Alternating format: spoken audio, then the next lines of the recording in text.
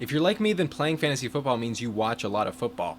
And I'm the most invested in a football game when I have players on my fantasy roster in that said game. It doesn't really matter which team they're on. I'm a Chargers fan, but if, let's say, they're playing against the Raiders and I'm starting Darren Waller, I want Waller to light them up. I don't really give a shit. So I'm going to break down my tier list of NFL offenses for fantasy football. I want to enjoy my Sundays as much as possible, watch the best games, and there's some teams that are definitely higher on the list in terms of my priority than others.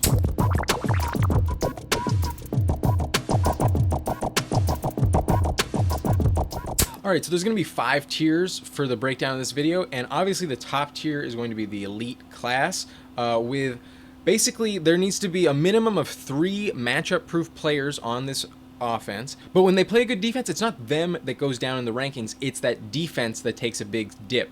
Next up is going to be the reliable tier. So these are playoff teams, but not necessarily Super Bowl contenders.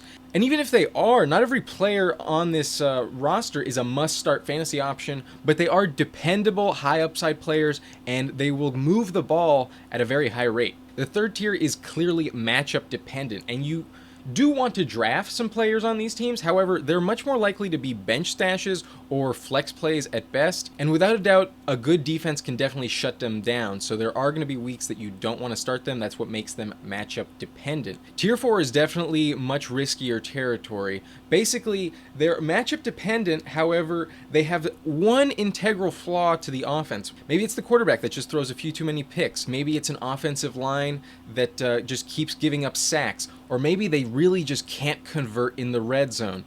Regardless of what it is, you know it when you see it. This tier is called risky as fuck.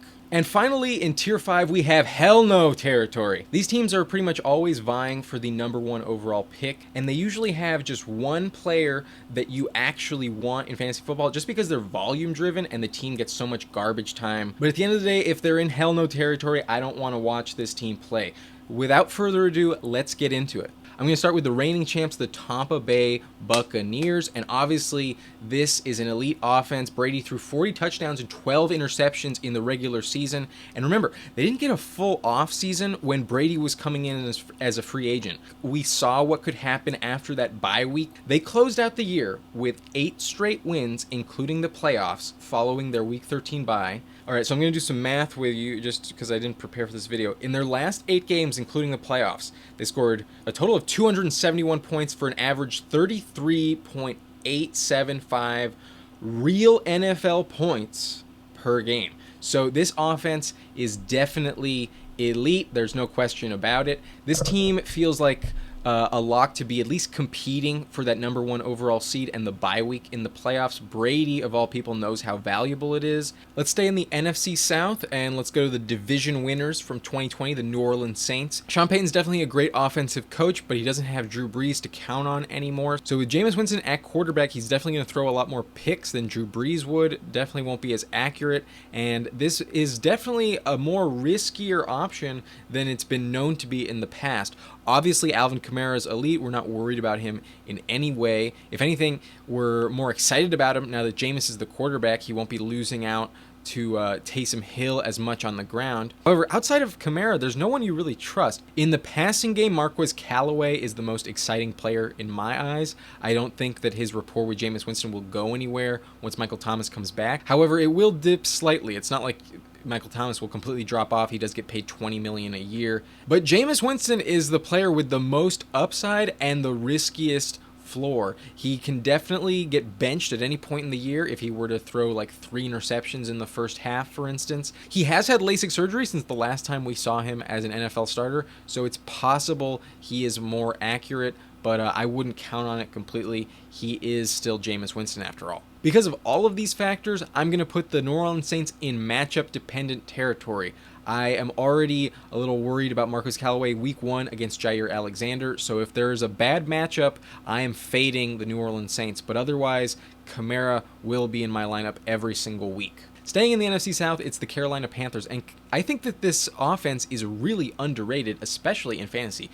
Consider the fact that they have Christian McCaffrey, the clear #1 running back in fantasy football. They have DJ Moore, a player who has over 18 yards per reception, at least last season. They also have Robbie Anderson, who saw over 130 targets last year. I expect both of their target shares to come down just a little bit, though, because Terrace Marshall Jr. is an exciting rookie on this team as well. He runs a 4.45 40, and Chuba Hubbard is also a very inspiring prospect as well. They drafted him in the 4th round, but he had breakaway speed in the preseason, and he has home run potential if anything happens to Christian McCaffrey. And with all of those options, wouldn't you expect that their quarterback to be, pretty decently high in the fantasy rankings? Well, that wasn't the case. Sam Darnold, who they traded for from the Jets, is going as quarterback 32 in ADP, and that's pretty disrespectful. He doesn't have Adam Gase anymore, and Matt Rule is a massive upgrade. I really believe in their potential, and I think Sam Darnold is one of the best sleeper quarterbacks you can find. But at the end of the day, he is still going to be a quarterback 2, a good streaming option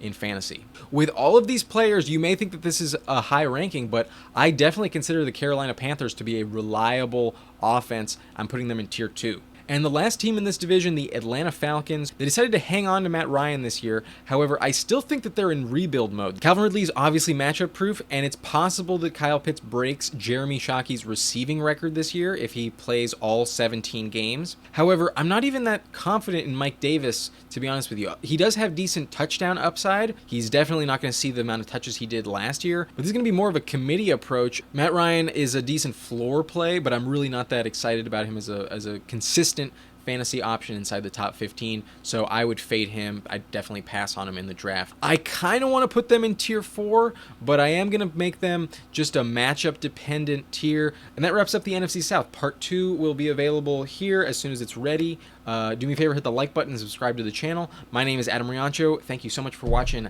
Nice and Blunt.